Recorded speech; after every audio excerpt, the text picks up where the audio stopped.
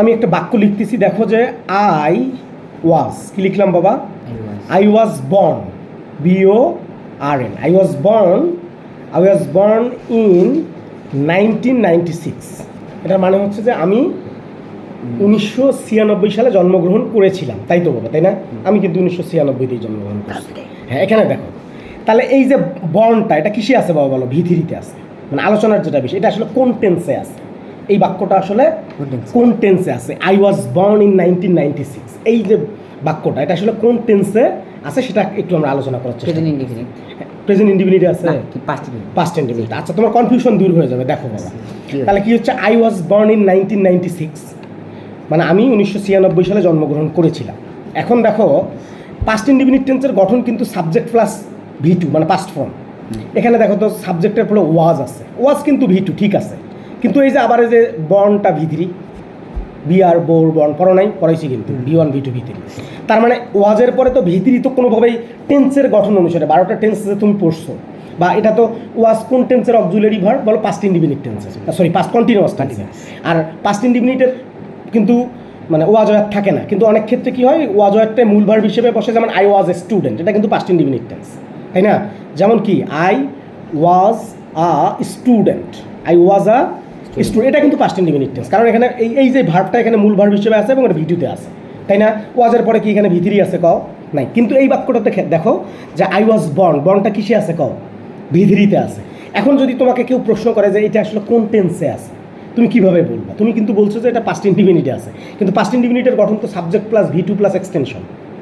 আর এখানে আছে I was আছে, ওয়াজটাকে যদি আমি V2ও ধরলাম, তর্কের খাতিরে ধরলাম বা যুক্তির খাতিরে ধরলাম, কিন্তু বর্ন তো আবার V3, এটা কি কোনোভাবেই পাস্ট ইনডিফিনিট টেন্স হয়? হওয়ার কোনো মানে এই বাক্যটা কি পাস্ট ইনডিফিনিট হতে পারে? কখনোই কিন্তু এই বাক্যটা পাস্ট ইনডিফিনিট হতে পারে না। তাহলে এই বাক্যটা কি আসে, কি আছে দেখো, এই বাক্যটা মনে রাখবা বাবা, আমি একটা গুরুত্বপূর্ণ কথা বলেছি। ওয়াজ এবং ওয়ার আমরা কিন্তু পেসিভ, অ্যাক্টিভ টু পেসিভ করছি, তাই না? দেখবা যে ওয়াজ ওয়ারের পরে সাধারণত যদি V3 থাকে, ওয়াজ ওয়ারের পরে কিন্তু V3 থাকার কথা না। ওয়াজ ওয়ারের পরে ভার্বের সাথে আইএনজি থাকার কথা, যদি কন্টিনিউয়াস বলি তাহলে was were plus V1 plus ING, তাই তো? কিন্তু যদি ওয়াজ ওয়ারের পরে V3 থাকে, কি থাকে? মানে পাস্ট পার্টিসিপল ফর্মটা থাকে, তাহলে আমাকে কি করতে হবে? ধরে নিতে হবে যে ওটা পেসিভে আছে। কি বা বুঝছো? মানে কোন টেন্সের পেসিভে আছে? এটা পাস্ট ইনডিফিনিট টেন্সের পেসিভে আছে। কেমনে আছে দেখো, আমরা কিন্তু পড়ছি যে পাস্ট ইনডিফিনিট টেন্সকে অ্যাক্টিভ থেকে পেসিভ করার সময় অক্সিলারি ভার্ব হচ্ছে ওয়াজ অথবা ওয়ার। আর পেসিভ মানে তো মূল ভার্বের কি লাগবে? V3 লাগবে। তার মানে এটা আমি যদি বলতে চাই তাহলে আমাকে বলতে হবে যে এটা পাস্ট ইনডিফিনিট টেন্সের পেসিভে আছে, বা এটা পেসিভ বাক্য। কি বাক্য বলো? বাই ছাড়াও পেসিভ হইতে পারে। গুরুত্বপূর্ণ প্রশ্ন করছো যে বাই ছাড়াও কি হইতে পারে? অনেক, মানে এখানে হচ্ছে যে বিষয়টা বোঝার চেষ্টা করো। আই ওয়াজ বর্ন ইন 1996, আমি 1996 সালে জন্মগ্রহণ করছি। আমি একা একা জন্মগ্রহণ করছি? আমাকে কেউ না কেউ কী করছে? জন্ম দিয়েছে। আমি এমনি এমনি কিন্তু জন্মগ্রহণ করি নাই। হ্যাঁ, তার মানে এখানে কিন্তু ডিরেক্ট যে সাবজেক্টে যে অবজেক্ট হওয়ার কথা সেটা কিন্তু এখানে, তার মানে আমি আমার মায়ের মারফতে তো জন্মগ্রহণ করছি, তাই না? যদি বলি আমি এভাবে বলতে চাই, এখানে কিন্তু দেয়া নেই, অনেক বাক্যে থাকবে না। পরীক্ষায় কি দেয়া থাকবে? অনেক সময় পরীক্ষায় দেয়া থাকবে পেসিভ দেয়া থাকবে, তোমাকে অ্যাক্টিভ করতে বলবে। পেসিভ দেয়া থাকবে, যেমন আর একটা তোমাকে উদাহরণ দিই। যেমন দেখো বাবা, এরকম বাক্য যদি হয় যে আমি যদি লিখি the pen has been stolen, STOLEN। ভালো করে খেয়াল করো, এখানে কি বাই আছে? ভালো করে দেখো বাবা, একটা জিনিস দেখো, হ্যাজ বিন আছে, আবার V3 আছে। এই যে এখানে কাহিনীটা দেখো, এটা যদি প্রেজেন্ট পারফেক্ট টেন্স হইতো তাহলে হ্যাভ হ্যাজের পরে V3 থাকতো, কিন্তু বিন আসছে। হ্যাভ বিন হ্যাজ বিন তো প্রেজেন্ট পারফেক্ট কন্টিনিউয়াস টেন্সের অক্সিলারি ভার্ব, তার মানে তারপরে ভার্ব থাকলে ভার্বের সাথে আইএনজি থাকতে হবে।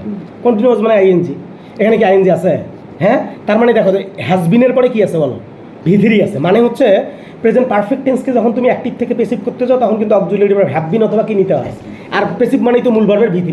বাক্যটা একটু খেয়াল করো, the pen has been stolen, মানে কলমটি কি হয়েছে? চুরি হয়েছে। তার মানে কলমটি এমনি এমনি চুরি হয় নাই, কেউ না কেউ চুরি করছে। তার মানে ওই যে চুরি করছে তার কথাটা এখানে কি দেওয়া নাই। যদি এই বাক্যটাকে আমি মানে অ্যাক্টিভ করতে চাই তাহলে আমি কি লিখবো? কও, আমি লিখলাম সামওয়ান লিখলাম। কি লিখলাম? সামওয়ান। তাহলে এটা প্রেজেন্ট পারফেক্ট টেন্সে আছে। সামওয়ান হ্যাজ, সামওয়ান তো singular number, has, someone has stole the pen. এখন কি হয়েছে কি হয়নি? কও। এখন এটাকে তুমি যদি পেসিভ করতে চাও তাহলে অবজেক্টটা সাবজেক্ট করো, দ্য পেন, তারপরে কি হবে? হ্যাজ, যেহেতু প্রেজেন্ট পারফেক্ট টেন্স আছে, the pen has been stolen by someone. কি তাই না? অনেক বাক্যে এরকম করে কি বাইয়ের পরে যে অবজেক্টটা থাকে সেটা দেয়া থাকবে না। কি কথা বুঝাইতে পারছি? মানে এখানে আমাদের যে আলোচনার বিষয় সেটা হচ্ছে যে আই ওয়াজ বর্ন ইন 1996, এই বাক্যটা আমি বলবো না যে পাস্ট ইনডিফিনিট টেন্সে আছে, আমাকে বলতে হবে যে এটা পাস্ট ইনডিফিনিট টেন্সের প্যাসিভে আছে। আরেকটা কথা বলে দিই, এই যে অ্যাম, ইজ, আর, এদের পরেও যদি আমি যারের পরে কিন্তু ভিতরি থাকার কথা না, আমি যারের পরে কোনো ভার্ব থাকবে না, তাহলে সেটা প্রেজেন্ট ইনডিফিনিট। আর আমি যারের পরে যদি ভার্ব থাকতে থাকে টেন্স অনুসারে থাকে, তাহলে ভার্ব প্লাস কি থাকা লাগবে? আইএনজি থাকতে হবে। যদি ভিতরি থাকে তার মানে ওটা কি নিবা? ওটা পেসিভে আছে। তবে এখানে আরেকটা জিনিস একটু মনে রাখতে হবে, যদি এই অ্যাম, ইজ আর ওয়াজ ওয়ারের পরে যে ভার্বের ভিতরিটা থাকবে ওটা যদি অ্যাডজেক্টিভ হিসেবে বসে থাকে, ওটা যদি কি হিসেবে বসে বলো, তখন কিন্তু সেটাকে আমরা পেসিভ বলতে পারবো না। যেমন আমি যদি লিখি I am interested, I am interest থেকে ইন্টারেস্টেড করলাম, তার ওটা কিন্তু ওইখানে অ্যাডজেক্টিভ হিসেবে আছে, তার মানে ওটা আবার কিন্তু পেসিভ নয়। তবে ম্যাক্সিমাম বাক্য মনে রাখবা, ওয়াজ, ওয়ার, অ্যাম, ইজ, আর, এদের পরে সাধারণত যদি ভিতরি থাকে তাহলে ধরে নেবা ওই বাক্যটা কিসে আছে, কি বাবা বুঝছো আমার কথা? হ্যাঁ, মনে থাকবে, গুরুত্বপূর্ণ কিন্তু কথা।